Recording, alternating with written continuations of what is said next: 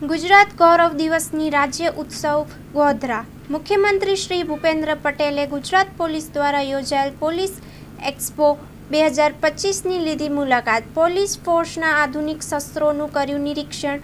ગુજરાત ગૌરવ દિવસ 2025ની ઉજવણીના ભાગરૂપે ગુજરાત પોલીસ દ્વારા પોલીસ એક્સપો 2025 અંતર્ગત શસ્ત્ર પ્રદર્શનનું આયોજન કરવામાં આવ્યું છે. આ શસ્ત્ર પ્રદર્શનની મુખ્યમંત્રી શ્રી ભૂપેન્દ્ર પટેલે મુલાકાત લઈ આધુનિક શસ્ત્રોનું નિરીક્ષણ કર્યું હતું.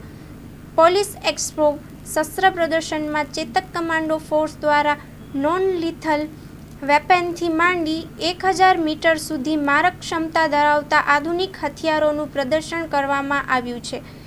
BDDS સ્ક્વોડના 6 સ્ટોલ્સ થકી એક્સપોઝિશનની જાણકારી આપવા હેતુસર તમામ પ્રકારના IED ના ડિવાઇસ તેમજ સર્ચિંગ ઇક્વિપમેન્ટ અને ડિસ્પોઝેબલ ઇક્વિપમેન્ટ પ્રદર્શન મૂકવામાં આવ્યા છે.